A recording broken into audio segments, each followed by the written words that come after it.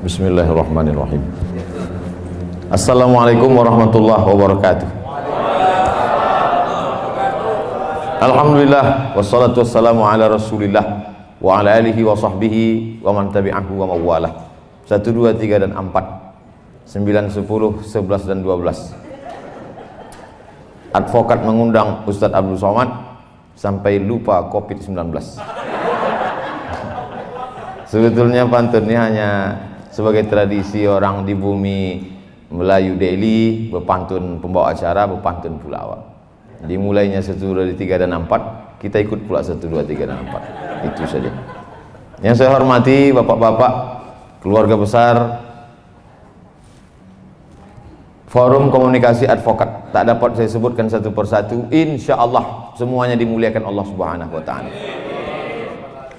Tadi sebelum kami kemari sempat makan malam, agak lambat sedikit.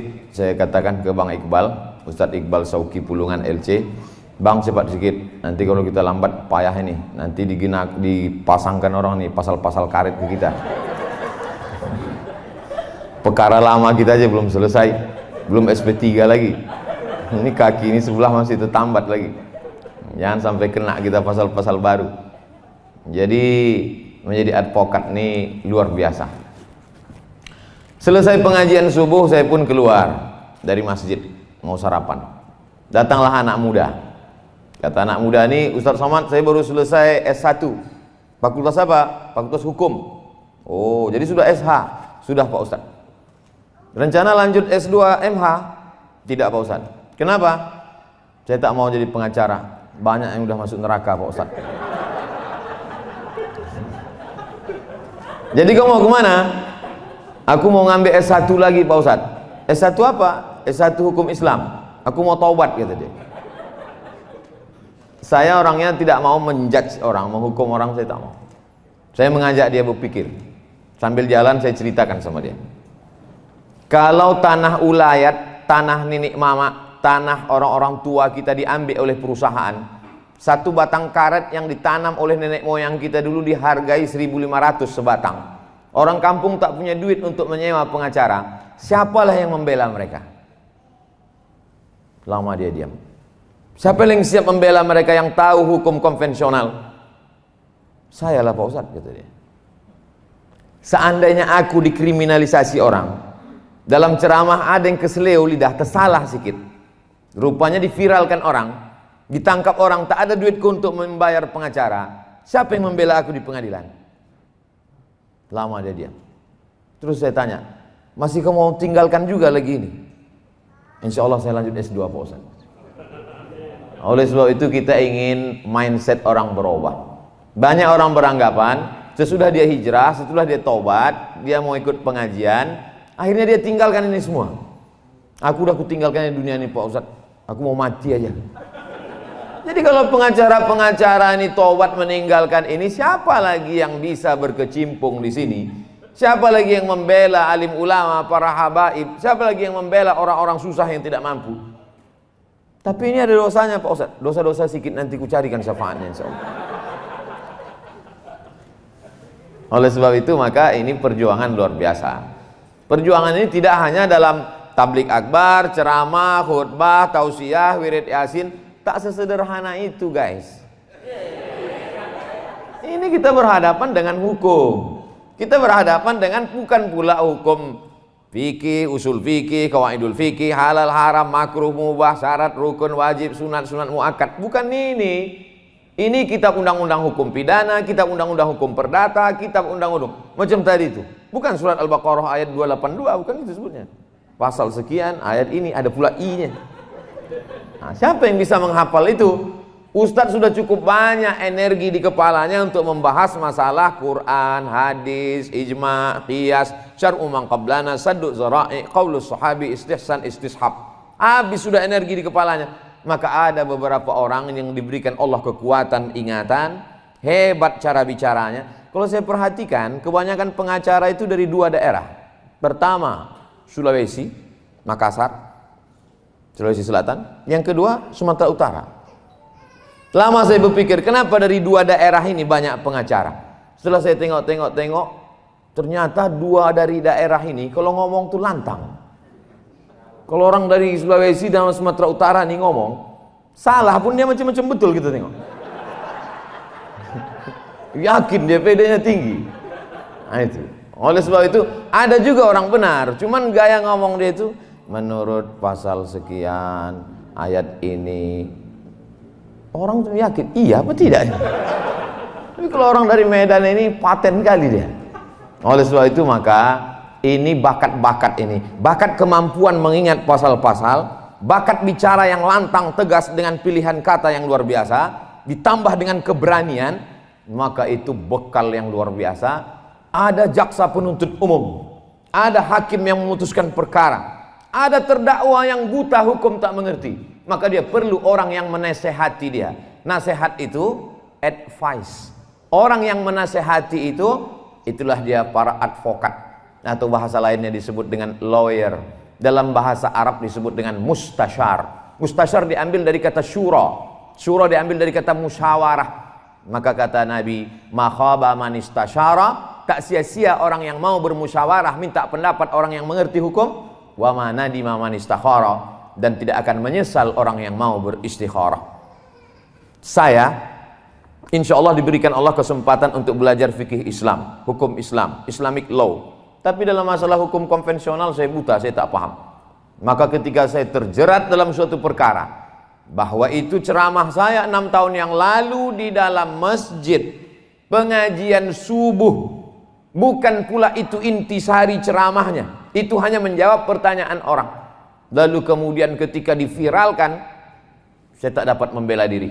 Siapa yang membela saya? Berkumpullah pengacara-pengacara, tiba-tiba saja tak diundang, tak diajak, tak diminta, membubuhkan tanda tangan 70 orang pengacara muslim dari Sabang sampai Merauke siap untuk membela Ustadz Abdul Somad. Takbir! Macam mau perang aja. Begitu saya sampai di Jakarta, disodorkan kertas, Ustadz Somad, inilah dia 70 pengacara yang sudah siap membela Ustadz, selengkap dengan segala pasal-pasalnya, bahwa Ustadz berbicara ini di dalam masjid, tidak disuarakan mikrofonnya sampai keluar, bahwa Ustadz bukan inti pembicaraan, judul tema besarnya bukan masalah itu, tapi Ustadz menjawab pertanyaan, maka Ustadz tak bisa dikenakan satu pasal apapun. Meleleh air mata saya, disangka mereka ini saya haru menengok itu. Yang saya pikirkan, cemana membayar 70 pengacara ini. Yang saya pikirkan, mak kacau aku sekali ini ya. Rupanya ditengok mereka saya menangis, datang pemimpin-pemimpin pengacara itu yang hebat-hebat itu, yang terkenal-terkenal itu, duduk mereka, kami dari forum komunikasi advokat ini, kami dari ini, kami dari ini. Apa kata mereka? Saya bisikkanlah, tanya berapa bayar? Kami ini Pak Ustadz Somad sudah lillah siap mati kami ini semua. Oh semangatlah saya mendengar siap mati. Jadi maksud cerita saya ini dari awal ini adalah bagaimana kita profesional di bidang. Karena orang kalau tidak dia jalani ini dengan kesiapan mental, dia bimbang-bimbang, ragu dia melangkah, ragu dia bekerja, cemas-cemas dalam hatinya. Dalam perjalanan dari rumah mau ke kantor, mau ke sidang, mau ke pengadilan, mau ke perkara, betul tak yang kebuat nih? Kira-kira dapat pahala atau tidak? Jangan-jangan aku ini masuk neraka? Jangan-jangan. Apalagi kalau ditontonnya, ada dulu film saya tonton tentang pengacara yang setiap perkara menang terus, menang terus, menang terus. Rupanya dia ditolong setan. Bintangnya Al Pacino. Bapak Ibu mungkin ingat itu filmnya. Setiap perkara dia menang terus. Bahkan orang-orang yang salah pun bisa dibenarkannya. Orang-orang yang menganiaya pun bisa dimenangkannya. Maka sesungguhnya dia sedang ditolong oleh kekuatan. Rupanya dia berkawan dengan setan. Inilah yang disebut Allah Subhanahu wa taala disebut dengan istidraj. Istidraj itu azab yang tertunda. Sanastadrijuhum min haitsu la ya'lamun. Salat tak pernah, puasa tak pernah, pengajian tak pernah, kerjanya jahat, membela orang yang salah, tapi rezekinya lancar, perkaranya menang terus, dapatnya ikan-ikan dua, kalau tak ikan paus ikan hiu. Maka sesungguhnya dia sedang dimainkan Allah Subhanahu wa taala dengan istidraj. Apa kata Allah? Sanastadrijuhum min haitsu la ya'lamun. Kami permainkan mereka dengan azab yang tertunda. Wa umli lahum, kuulur untuk mereka. Kukasihkan dia rumah mewah, mobil mewah, duit banyak, bini 3. Min haitsu la ya'lamun, dia tak sadar. Disangkanya dia sedang dapat nikmat, sesungguhnya dia sedang dapat laknat berbaju nikmat. Puncak dari kepuasan adalah ketika kita bisa membela orang yang tak mampu, ketika kita bisa membela orang yang lemah, ketika kita bisa menaikkan orang yang di bawah naik ke atas, dan orang yang hebat mulia karena kejahatan bisa kita tunjukkan kebatilannya. Di situ ada kepuasan yang luar biasa. Hidup ini singkat. Kebetulan kita diperankan Allah dengan peran masing-masing. Ditengok Allah Subhanahu wa taala ketika kita belum lagi dalam bentuk darah, daging, tulang, bulu, kuku, sumsum, masih dalam bentuk roh menurut ilmu Allah, menurut kudrat iradat Allah. Ditengok Allah taala. Oh, ini cocoknya di pengacara. Ini cocoknya ustadz ini. Ini cocoknya tukang ojek ini. Jangan sepele kan. Dia memang tukang ojek, tapi semua ojek di Medan ini dia bosnya. Gitu. Nah, oleh sebab itu apa maknanya? Ini peran kita ini masing-masing diberikan Allah SWT. Yakinlah bahwa ini suratan kita dari kecil memang. Bapak dulu teringat saya gimana ceritanya bapak ini bisa jadi pengacara nih. Saya Pak Ustadz dulu memang dari kecil memang udah bawaan. Kami dulu kalau cabut sama kawan tuh makan 3 bayar 1, saya membelanya Pak Ustadz. Tapi dulu Pak Ustadz, setelah saya hijrah nih insya Allah beralih saya Pak Ustadz. Tangan ini dulu pernah membunuh orang yang paling baik, paman Nabi namanya Hamzah bin Abdul Muttalib. Kutusukkan tombak ke tengkuknya, kugoyang-goyang sampai keluar dari selangkangannya. Mohon maaf, itu pengakuan Wahsy berkulit hitam yang membunuh Hamzah. Tapi setelah dia hijrah masuk Islam bersyahadat, tangan ini juga pernah kubalaskan membunuh orang paling jahat, nabi palsu bernama Musailamah Al-Kadzab. Makanya kata Nabi, khiyarukum fil jahiliyah, khiyarukum fil Islam. Dulu sebelum kau hijrah, kau orang yang paling lantang berbicara, kau yang orang paling menentang. Tapi setelah kau hijrah, kau juga lah yang orang paling lantang bicara untuk menyuarakan kebenaran. Itu makna hijrah. Ini banyak orang berpemahaman hijrah nih. Dulu sebelum hijrah lantang bersuara, menggelegar. Kalau sidang suara dia yang paling hebat. Begitu udah hijrah, macam ayam kena minyak lampu. Kau kenapa tak macam dulu? Dulu kau bukan main lagi semangat. Aku tinggal tuh semua. Aku udah mau mati aja nih. Oh tak betul. Suara tetap lantang, tetap menggelegar. Cuman bedanya kalau dulu ikut pada kebatilan, setelah hijrah maka dia liihqaqil haq, untuk menunjukkan yang hak itu adalah benar. Makanya doa kita selalu Allahumma arinal haqqa haqqa, tunjukkan padaku yang benar itu benar, warzuqna tiba'ah, berikan aku kekuatan untuk mengikutinya. Wa arinal batila batila, tunjukkan di mataku bahwa yang batil itu adalah salah, warzuqna ijtinabah, berikan aku kekuatan untuk menjauhinya. Poin yang pertama, hijrah, taubat bukan berarti meninggalkan ini. Dokter tobat bukan berarti meninggalkan kedokteran. Pengacara tobat bukan berarti meninggalkan hukum. Lawyer, advokat, hakim tobat bukan berarti meninggalkan martil ini lalu martil itu dirubahnya jadi tukang. Bukan, dia tetap dengan posisi itu, tapi berubah arahnya. Sebagaimana berubah arah kiblat yang dulunya ke Baitul Maqdis, berubah 180 derajat. Fawalli wajhaka syatral masjidil haram, hadapkanlah wajahmu ke arah Masjidil Haram. Al-hijrah, siapa itu yang hijrah itu ya Rasulullah? Man hajara manahallahu anhu, orang yang meninggalkan yang dilarang Allah Subhanahu wa taala. Yang kedua, ini gerakan revolusi dalam diri, revolusi jiwa kita, karena kita ini terus saja berputar terus. Sidang berperkara, sidang duit berperkara, godaan-godaan terus sampai lupa di mana titik balik. Kita mesti berhenti sejenak. Diawali dari Hajar Aswad, berhenti di Hajar Aswad, berpikir aku ini mau kemana? Sampai kapan aku di sini begini? Sampai kapan aku akan melakukan perbuatan ini? Maka berhenti merenung sejenak, lalu kemudian memulai langkah baru. Maka kita sadar bahwa hidup ini hanya persinggahan semata. Saya singgah di Medan, dari Pekanbaru singgah ke Medan. Nanti hari Kamis kami lanjutkan ke Bukit Tinggi. Sehabis Bukit Tinggi singgah kami lanjutkan ke Palembang. Dari Palembang kami lanjutkan lagi ke Jambi. Dari Jambi balik lagi kami ke Pekanbaru. Begitu juga dengan hidup kita ini. Ini adalah persinggahan sementara.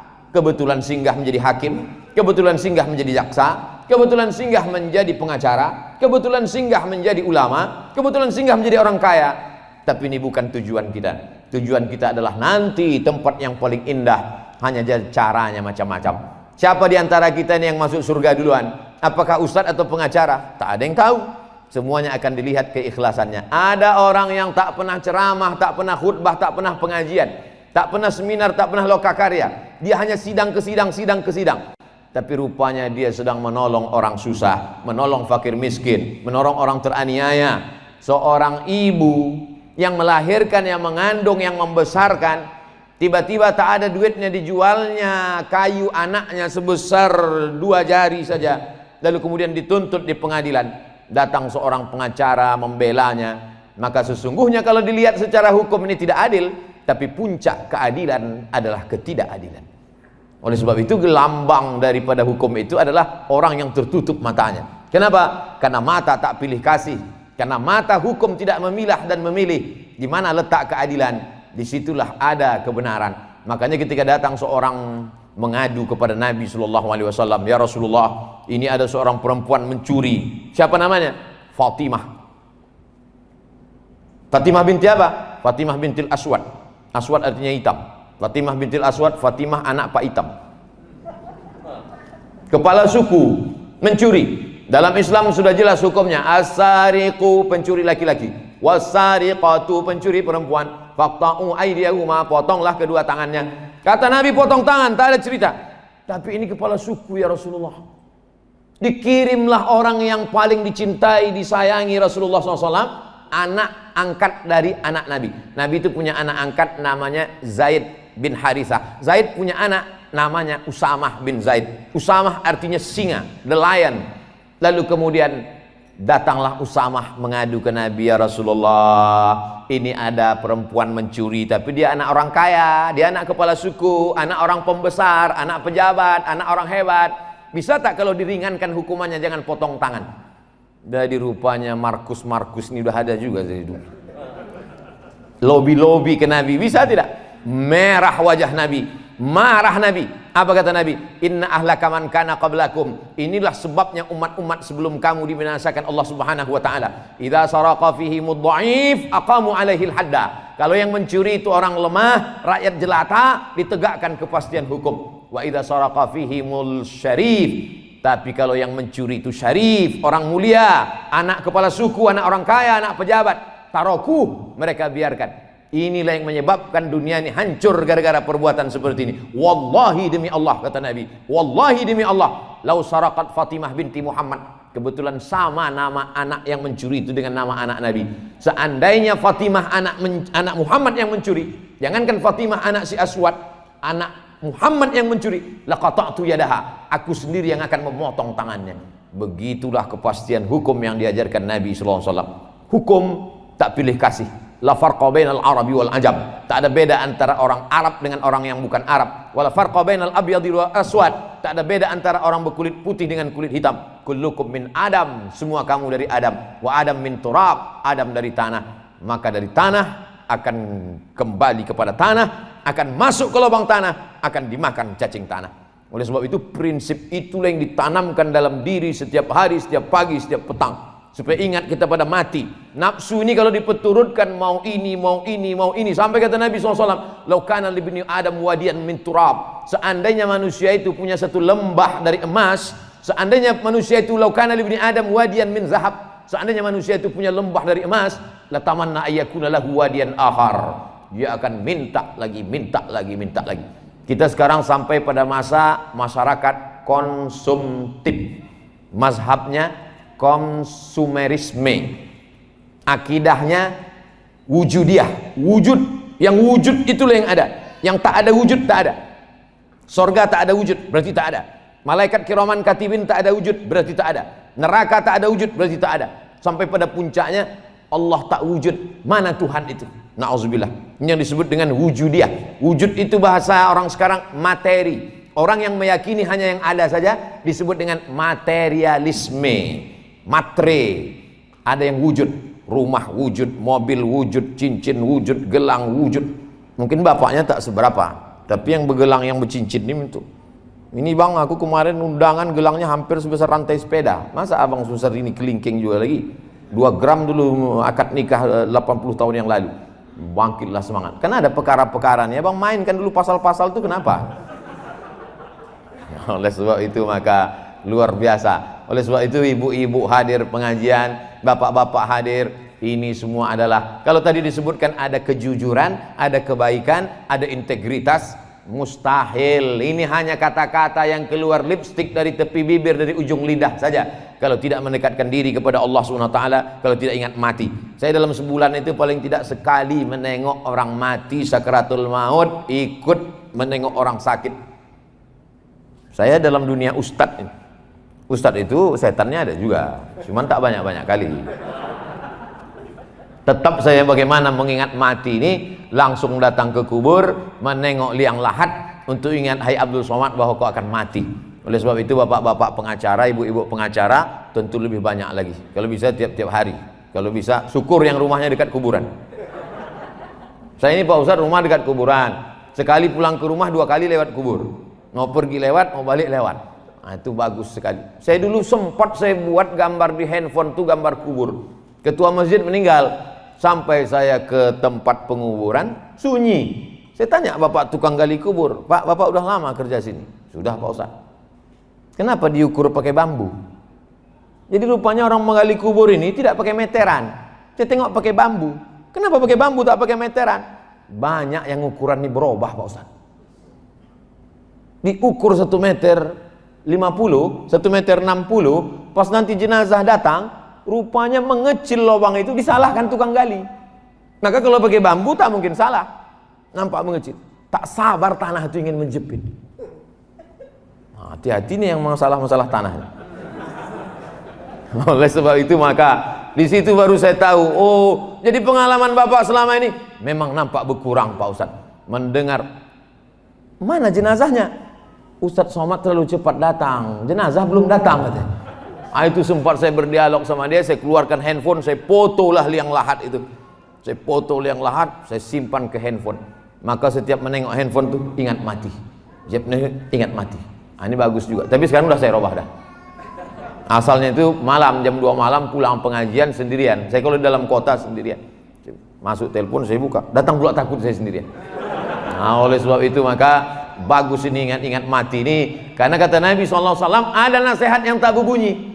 Kalau dalam acara silaturahim, forum komunikasi advokat Kota Medan, mungkin setahun sekali, mungkin hari-hari besar saja, mungkin pas halal bihalal, menyambut tahun baru hijrah, lalu kemudian pas acara-acara maulid Nabi Isra Mi'raj. Tapi kalau nasihat kematian ini, inilah rem dia. Wa kafa bil mauti wa'iza, cukuplah kematian itu sebagai nasihat. Bahwa sekarang kata orang ada hakim yang curang, ada jaksa yang jahat, ada yang korup. Orang baik tetap ada. Jamaah itu yang bercerita. Lama hidup banyak dirasa, jauh berjalan banyak ditengok, lama jadi ustadz banyak yang curhat. Ustadz, kami ini berperkara dalam masalah narkoba. Terus kami cari siapa hakimnya. Kami cari hakimnya siapa, datang kami ke rumahnya. Pak, begini begono, begini begono, begini begono ini. Kata hakim, tidak. Saya tak mau mengasihi anak bini saya makan haram. Bawa ini pulang. Akhirnya kami tengok dia tak mau duit, kami cari apa hobi anaknya. Anaknya rupanya suka kucing. Kucing Anggora yang pesek, makin mahal kucing ini. Kami bawakan anak kucing untuk anak dia. Pak, kalau bapak tak mau duit, ini kami bawakan kucing. Tidak, aku masih punya duit untuk kucing. Jadi sampai hari ini yang punya integritas itu masih ada. Orang-orang yang jujur, yang amanah itu masih ada. Tapi memang dia tak banyak. Mereka ini macam ya perlu dibudidayakan lah. Macam dinosaurus dia. Itu udah hampir-hampir punah. Tapi Allah berjanji apa kata Allah? Wa may yartadda minkum an dinihi, siapa yang meninggalkan integritas, kejujuran, ketakwaan, kebaikan ini, ditinggalkannya, fasaufa ya'tillahu biqaumin, akan diganti Allah dengan sekelompok orang, yuhibbunahu wa yuhibbunah, yuhibbuhum wa yuhibbunah. Allah cinta kepada mereka dan mereka pun cinta kepada Allah. Yujahiduna fi sabilillah, mereka tolong agama Allah, mereka tolong hamba-hamba Allah yang lemah. La yakhafuna fillah laumata laim, mereka tak pernah takut kepada orang yang mengejek. Laumata laim dalam Quran disebut mengejek. Kalau orang sekarang membuli, lebih kerennya lagi haters. Maka mereka tak pernah takut sedikit pun kepada bully-bully, haters dan lain sebagainya. Kenapa? Karena tujuan mereka dalam hidup ini adalah mencari ridha Allah. Ilahi anta maksudi wa ridhaka matlubi. Saya yakin dan percaya godaan bapak, godaan ibu tak sama macam godaan saya. Godaan saya tak begitu banyak, paling-paling pas dekat-dekat pilkada aja. Tapi doa godaan bapak ibu yang dimuliakan Allah Subhanahu wa taala, ini sekarang nih banyak godaan ke saya. Baru pagi tadi masuk WhatsApp, bisa tak Ustadz jalan begini? Saya bilang, yang dulu-dulu tuh CRV saya tolak, Fortuner saya tolak, kalian mau ngasih apa? Gitu. Jadi saya pasang harga tinggi duluan. Pucat dia langsung. Bapak Ibu yang dimuliakan Allah Subhanahu wa taala, jadi bicara tentang integritas, bicara tentang keyakinan bahwa rezeki itu dari Allah, sengaja dijauhkan Allah antara lambung dengan otak. Otak di sini, lambung di sini. Karena banyak orang sekarang otak sama lambung bersatu. Macam otak udang. Kalau bercakap sama dia 5 menit, menit pertama itu aja yang agak lambung, agak jauh sedikit dari otak. Habis itu bersatu lah dia. Sengaja dijauhkan Allah, di sini satu, di sini satu. 3 jengkal jaraknya supaya jangan sampai pikiran kita ini lambung. Malam tadi kami sedang duduk-duduk sama seorang profesor. Profesor ini ada kelebihannya nih Ustaz. Apa kelebihan dia? Siapapun yang berobat sama dia, terserah. Berobatlah terserah. Oh. Apa obat gula darah diabetes mellitus itu Pak Profesor? Mudah aja Pak Ustaz. Apa obatnya? Jangan makan nasi. Pergi pagi pulang petang peras keringat banting tulang cari duit untuk beli beras di tanah jadi nasi. Kata profesor nih nasi pula tak boleh dimakan. Manusia ini kan aneh. Manusia ini makhluk yang unik. Bolak-balik cari duit, setelah duit dapat diserahkan pula ke rumah sakit di Malaka. Bulat duit itu dapat, tak sempat dinikmati, tak sempat dimakan pun tidak. Berdirilah saudara kita yang mencari makanan halal di rumah makan untuk melayani orang-orang hebat, orang-orang yang berkuasa, orang yang banyak duit ini. Bapak silakan makan, pesanan saya belum datang. Sudah semua Pak, gulanya sudah, rendangnya sudah, satenya sudah. Ada satu yang belum. Apa Pak? Rebus kentang tak pakai garam. Betapa kita tak dapat menikmati apa yang kita cari. Betapa kita punya duit, sesungguhnya duit itu hanya singgah saja di nomor rekening kita. Sempat dia singgah sebentar, habis itu keluar lagi kita transfer ke sana. Ke kawan-kawan kita juga, ke sahabat kita juga yang profesinya lain. Kalau ini profesi advokat, yang di sini pula profesi dokter spesialis. Martilnya kecil aja. Dipukulnya lutut 2 kali, 5 juta. Senternya kecil aja. Suruhnya buka mulut, 5 juta. Sampai takut bapak tuh menutup. Karena bukanya jodoh 5, tutupnya berapa kata dia. Oleh sebab itu, duit yang halal itu juga lah yang akan mengarahkan hati kita untuk berwakaf, beli tanah, bangun masjid. Masjid apa namanya yang di sana tuh? Masjid Al-Ikhlas. Masjid apa namanya yang di sana tuh? Masjid At-Taqwa. Itu agak aneh aku tengok masjidnya. Masjid apa itu? Masjid Al-Advokat. Kumpul advokat-advokat ini, dikumpulkannya duit, serahkannya, dibuat mereka masjid. Aku Pak Ustadz kalau membangun satu masjid tak sanggup Pak Ustadz, maka kami keroyokan, rombongan, pembebasan tanah 1 meter 500.000. Kami kroyok dapat 1 hektar Pak Ustadz. Kenapa 1 hektar? Karena di samping masjid nanti mesti ada MDA-nya, ada SDIT Qurannya. Lalu kemudian kami cari alumni pesantren Mustafawiyah, Darul Arafah, Pondok Pesantren Gontor, Tebu Irang menjadi gurunya. Lalu kemudian pula kami didik mereka bagaimana melatih mereka nanti menjadi pengacara-pengacara yang membela orang lemah, bagaimana bicara, bagaimana mereka memilih kata, bagaimana mereka kuat menghafal. Maka ini semua cita-cita kami Pak Ustadz. Kita mesti punya cita-cita bersama dari sekarang. Karena kalau hanya sekedar datang, duduk, ngobrol-ngobrol, foto-foto, minum-minum, apalagi minumnya kopi. Hidup sudah pahit, jangan minum kopi pahit. Oleh sebab itu maka ini semua penting. Ada visi misi cita-cita ke depan.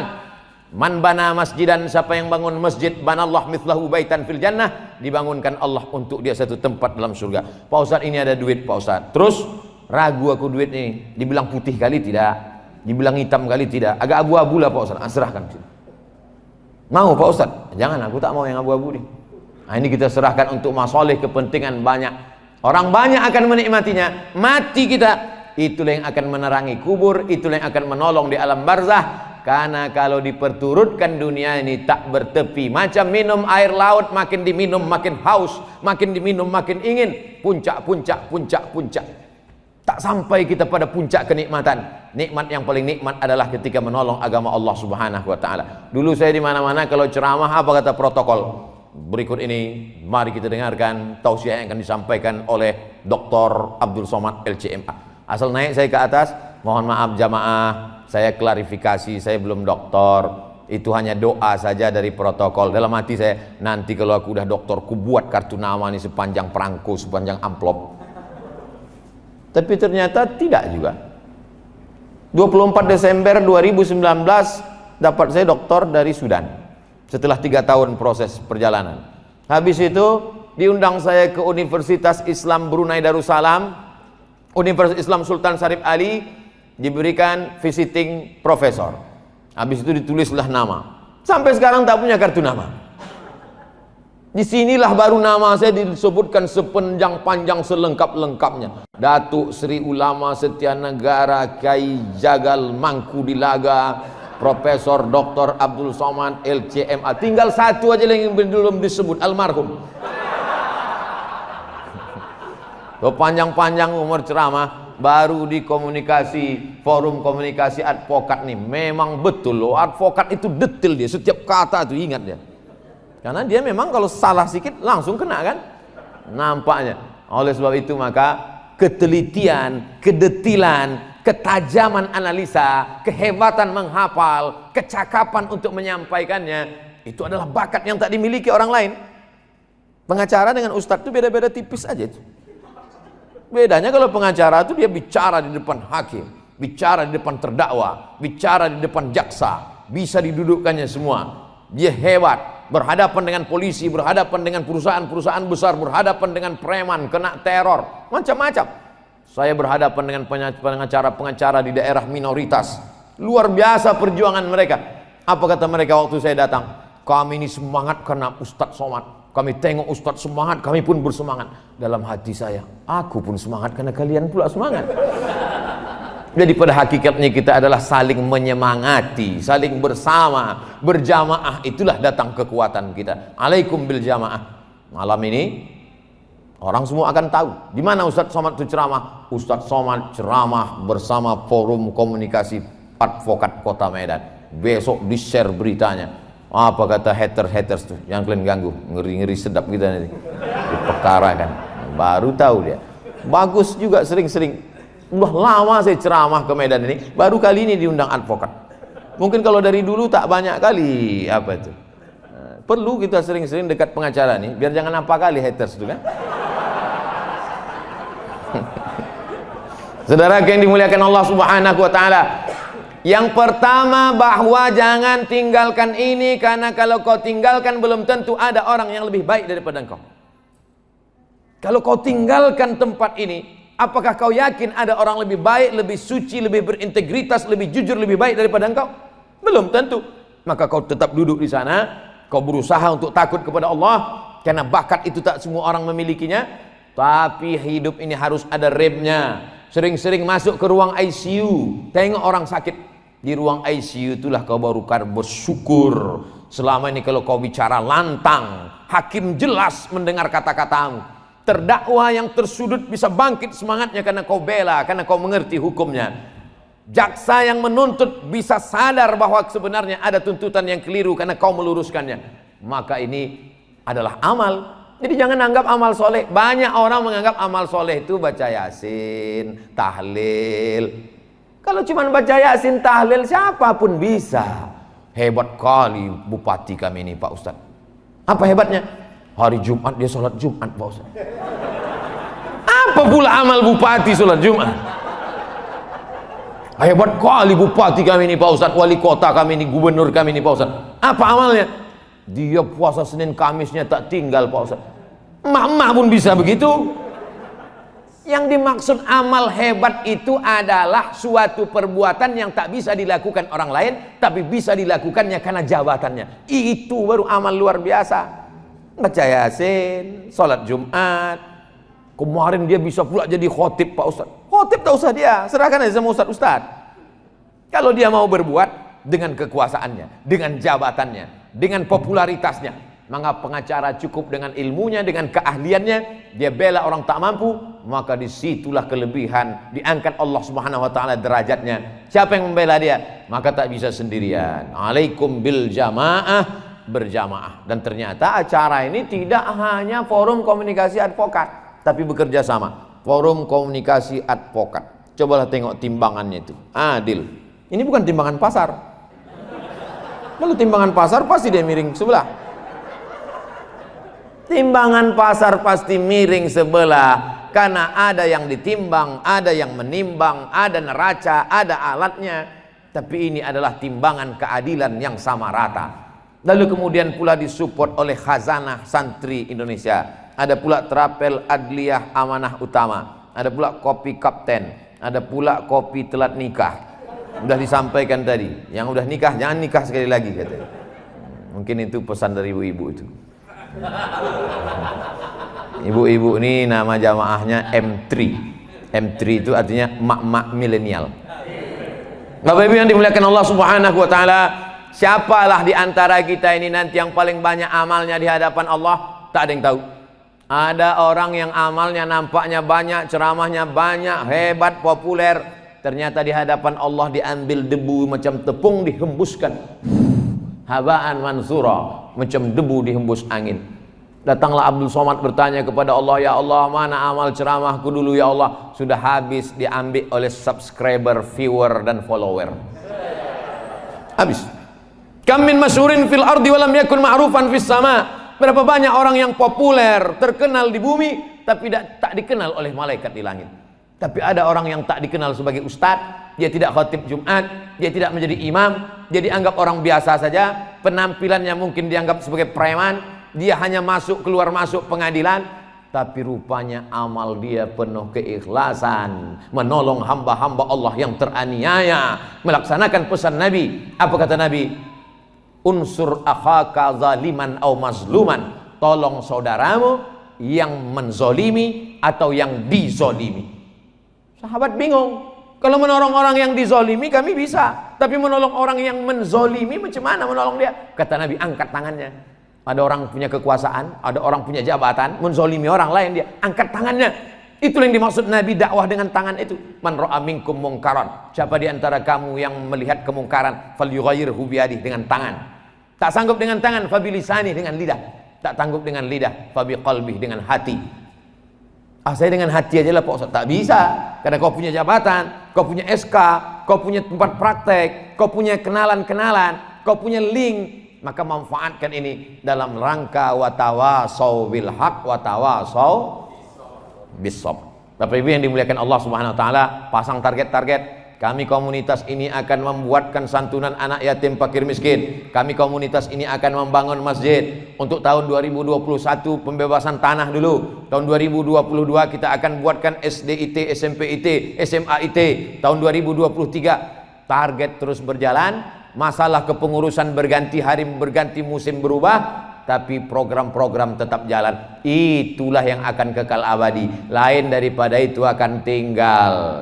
Pergi pagi pulang petang, buat rumah besar tinggal, mobil mewah tinggal, duit yang banyak tinggal, harta berlimpah tinggal, kawan-kawan sahabat handai tolan tinggal.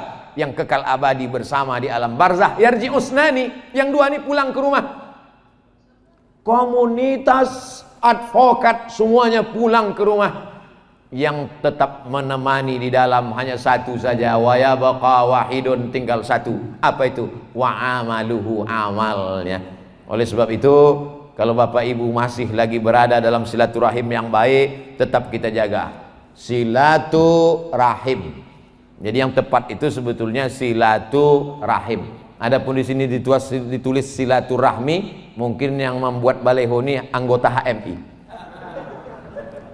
Man ahabba ayyubsatalahu fi rizqihi, siapa yang mau lapang rezekinya, wa yunsa'alahu fi atharihi, mau panjang umurnya, falyasil rahimahu, hendaklah dia menyambung silaturahim.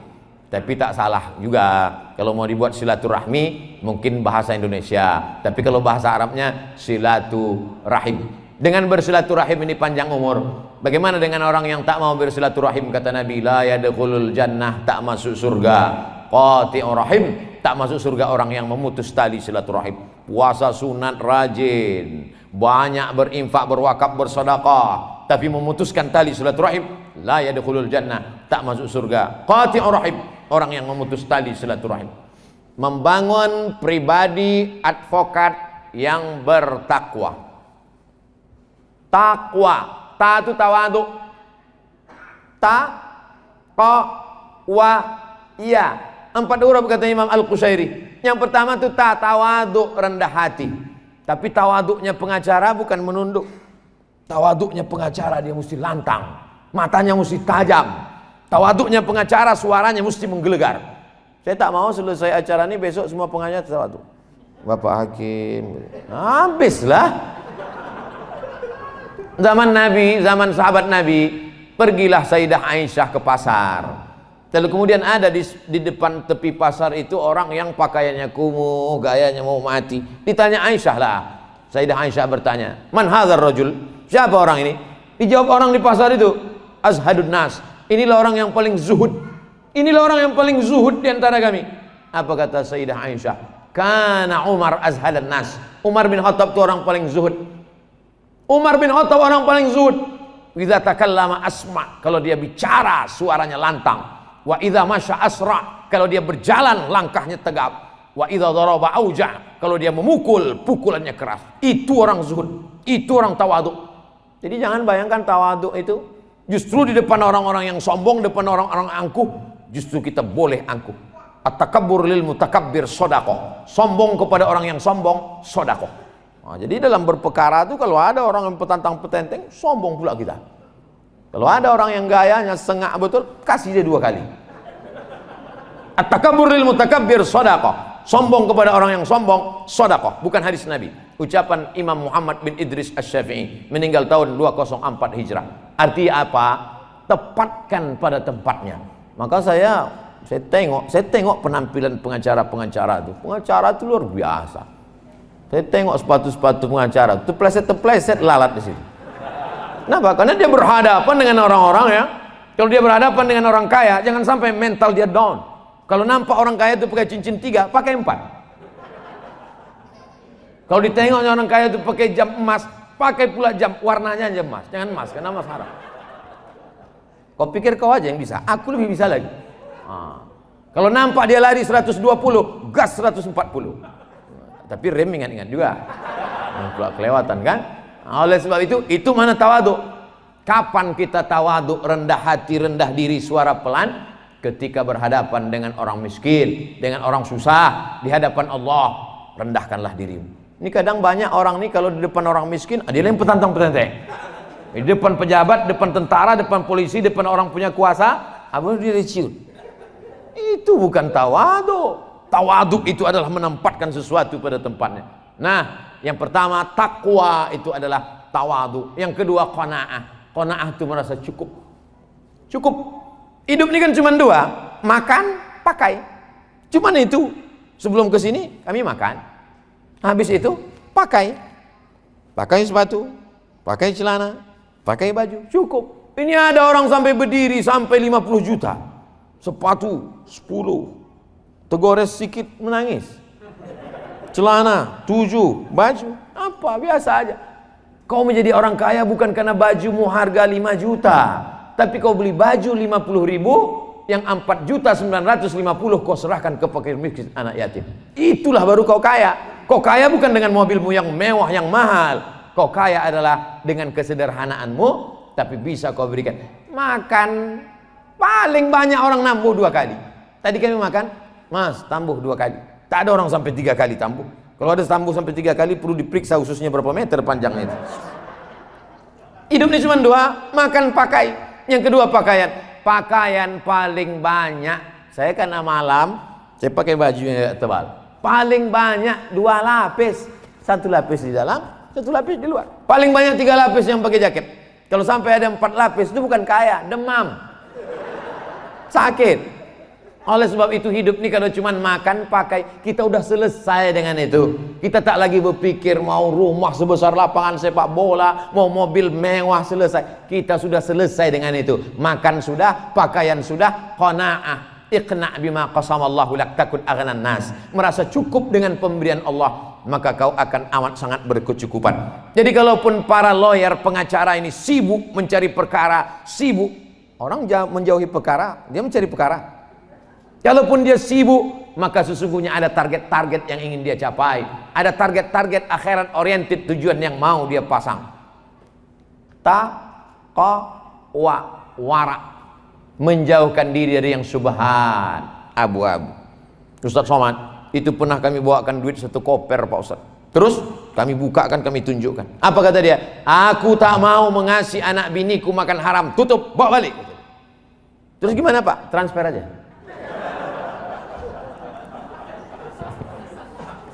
Tentu dengan cara yang santun. Kadang kalau kita ini menolak, perbuatan kita baik, tapi hati orang sakit. Oleh sebab itu caranya santun. Berapa banyak perbuatan yang baik, tapi kalau udah menyinggung perasaan orang. Pernah Ustaz mengalami seperti itu? Ya. Masa iya ceramah cuman 25 menit, dikasihnya duit sampai saya intip, banyak ini. Ini pasti ada sesuatu ini. Kalau tak ada berada, takkan tempua besarang rendah. Tempua sarangnya di atas pokok kelapa. Tapi kalau udah musim padi, turun dia ke bawah. Musim padi ini 5 tahun sekali biasanya. Ini ada apa ini? Tapi tidak pula saya katakan, saya menjaga integritas, bawa ini ke neraka jahanam. Tidak. Alhamdulillah Pak, duitnya sudah sampai. Tapi saya minta staf Bapak untuk menyerahkan ini ke panti asuhan. Mohon izin ya Pak, fotonya saya share. Maka bisa kita berkata tidak. Kenapa? Karena pancing itu tak sempat tertelan kita. Susah kita bicara kalau mulut berisi air. Apa hukumnya nih Pak Ustaz? Nanti kalau kedengaran saya agak begitu bercakap, berarti sudah dapat. Ini berarti belum dapat lagi.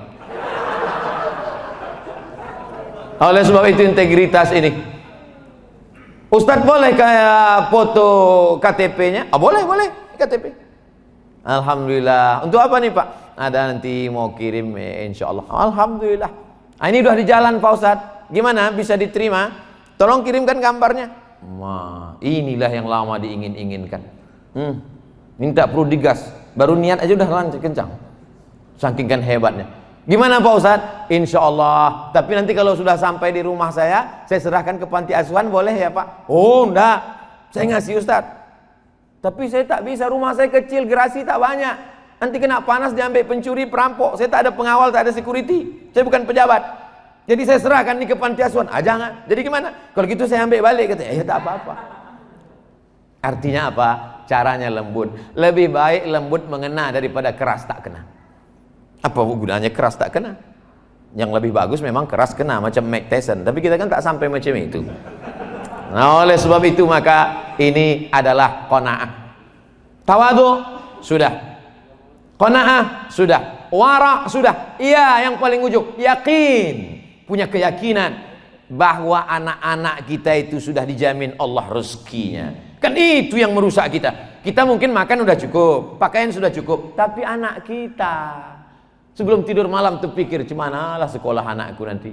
Kalau sekolahnya selesai, di mana pula rumahnya? Macam mana pula kerjanya? Bagaimana pula nanti emasnya? Bagaimana pula kami menikahkan dia? Bagaimana pula ketakutan anak kita tak makan? Itulah yang membuat kita menjadi mencari yang haram-haram. Oleh sebab itu mesti ada keyakinan bahwa rezeki dijamin oleh Allah Subhanahu wa taala. Innama amruhu idza arada syai'an ayyakula lahu kun.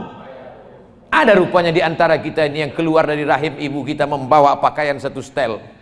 Ada yang lahir bawa koper? Tak ada. Akhrajakum min butuni ummahatikum. Keluar engkau dari perut ibumu, tapak kakimu 2 jari, panjangmu sejengkal. Itu makanya sering-sering kita nengok akikah. Kalau ada kawan undangan akikah, datang. Ini banyak orang tak mau datang. Kau datang akikah anakku ya? Tak bisa aku nengok kambing. Baru dengar kambingnya sudah naik darah tinggiku.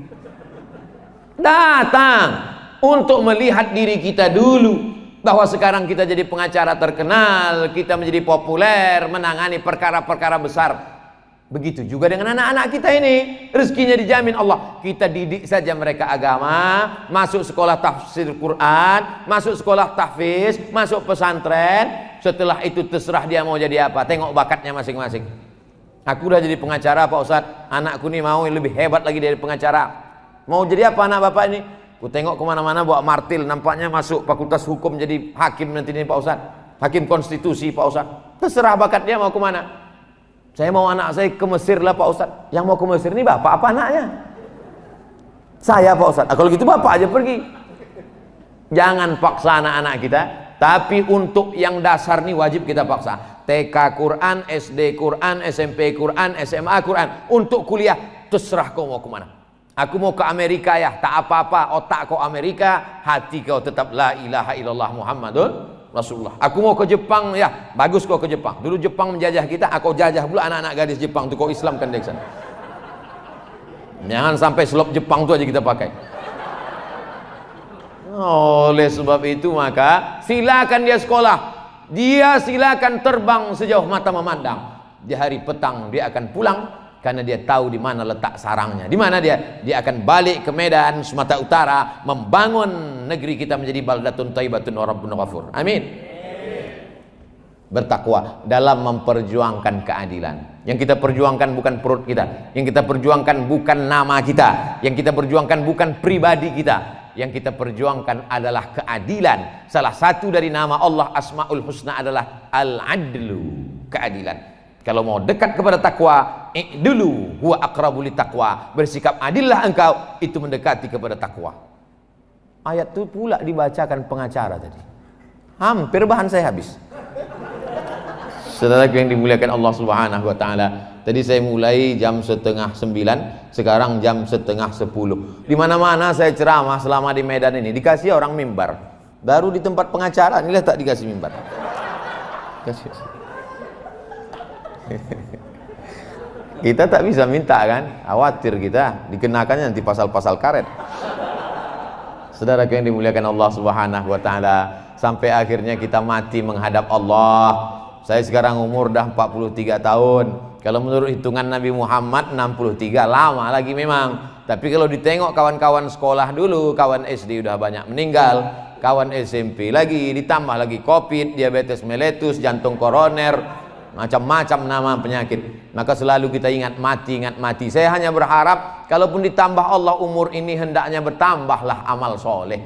Kalaupun tak jadi besok pagi hidup, mati malam ini, maka mati itu membuat kita berhenti dari buat dosa. Itu aja. Saya kalau mau tidur malam, ya Allah kalau kau takdirkan aku hidup besok pagi, bertambah amalku. Tapi kalau kau matikan aku malam ini, berhenti dosaku. Habis. Tak perlu muluk-muluk. Tapi bukan berarti setelah itu kita tak ada planning. Tetap ada planning-planning ke depan. Saya tak mau gara-gara ini nanti rapat forum komunikasi advokat, pas Pak Ketua Pak Ahmad Fadli Roza SH bertanya, gimana anggota semua, apa planning kita ke depan? Udahlah Pak, kita serahkan ini kepada Allah Subhanahu wa taala. Kita mau mati aja nih. Bukan begitu. Harus ada planning-planning kita ke depan. Harus ada program-program ke depan. Karena kalau tidak kita akan mundur, kita tidak akan pernah maju. Maka i'mal lidunyaka, kalau untuk dunia, i'mal lidunyaka ka'annaka ta'ishu abada. Kalau untuk dunia seakan-akan kau hidup untuk selamanya. Wa'mal li akhiratika ka'annaka tamutu ghada. Tapi kalau untuk akhirat, maka bayangkanlah bahwa besok kita akan mati menghadap Allah Subhanahu wa taala. Mudah-mudahan saya termasuk orang yang adil. Bapak Ibu juga termasuk orang yang adil, menjadi pengacara, advokat juga adalah lawyer yang adil. Keadilan kita itulah yang nanti akan kita bawa menghadap Allah Subhanahu wa taala. Amin. Ya'ti yaumal qiyamati bi salatin, ada orang yang mati menghadap Allah, salatnya banyak, wa siyamin, puasanya banyak, wa zakatin, zakat wakaf infak sedekahnya banyak, wa hajjin, hajinya banyak, bolak-balik ke Makkah. Tapi ternyata menganiaya orang yang sebetulnya orang itu tak berhak, dibuatnya menjadi berhak. Yang sebetulnya orang itu salah, dibuatnya menjadi benar, yang benar menjadi salah. Maka mengantrilah orang ini menuntut di hadapan Allah Subhanahu wa taala. Ukhidat hasanatuhu, diambil salatnya dikasihkan ke sini, diambil puasanya diberikan ke sini, diambil sedekahnya diberikan ke sini. Faniyat hasanatuhu, habis amal dia yang banyak tadi. Walam yuqda alaih, sementara yang menuntut dia masih panjang. Apa tak panjang? Sebulan 70 perkara. 70 orang teraniaya, tak semuanya baik betul. Akhirnya dihabiskan. Apa kata malaikat? Habis sudah amalnya ya Allah. Ambil dosa orang-orang yang dia aniaya itu. Ukhidat khotoyahum, diambil dosa mereka. Turihat ilahi, dicampakkan kepada dia. Summa turiha finnar, masukkan dia dalam neraka jahanam. Inilah orang masuk neraka bukan karena tak sholat, bukan karena tak puasa, bukan karena tak haji, bukan karena tak berzakat. Masuk neraka karena berbuat zalim dan aniaya. Ittaquz zulma, jangan kau zalimi orang. Fa inna zulma zulumatun yaumal qiyamah. Karena kezaliman akan menjadi kegelapan pada hari kiamat. Anak kecil tak boleh gelap. Kalau kita punya anak kecil, kata dokter jangan sampai mati lampu. Karena kalau mati lampu, sesak napasnya. Kalau sampai mati lampu, gelap gulita dia menangis. Kalau di dunia mati lampu begitu penderitaan, bagaimana menghadap Allah dalam keadaan mata terpejam, tak dapat melihat, khalidina fiha, kekal selama-lamanya. Wa nahsyuruhu yaumal qiyamati a'ma. Kami bangkitkan dia dalam keadaan buta. Komplain dia kepada Allah, ya Rabbi lima hasyartani a'ma wa qad kuntu basira. Kenapa aku dibangkitkan di akhirat dalam keadaan buta, padahal dulu mataku bisa melihat terang waktu di dunia. Apa kata Allah? Laqad atatka ayatuna fanasitaha. Dulu ayat-ayat kami datang tapi kau pura-pura tak tahu. Kau tak mau melihat, kau tak mau memandang, kau tak mau berpikir. Sekarang fakadzalikal yauma tunsa. Sebagaimana dulu kau melupakan aku, kata Allah, hari ini kau menjadi orang yang terlupakan. Oleh sebab itu mengingatkan ini penting. Paling tidak ada pertemuan kajian, paling tidak ada di sana silaturahim, pertemuan bulanan, pertemuan hari-hari besar, pertemuan silaturahim. Mungkin dalam hal setahun sekali yang lebih besar di hotel atau datang rumah ke rumah. Ini adalah dalam rangka watawasau bil haq watawasau bis sabr. Itu saya cukupkan 60 menit sesuai dengan yang tertulis di botol 600 ml. Baru saya nampak rupanya botolnya kecil. Kalau gitu 30 menit tadi sudah cukup. Sebagaimana biasa kalau ada pertanyaan saya jawab. Tapi jangan pula pertanyaan tentang hukum konvensional, itu ngetes-ngetes namanya itu. Bapak Ibu yang dimuliakan Allah SWT, saya kembalikan ke moderator. Assalamualaikum warahmatullahi wabarakatuh.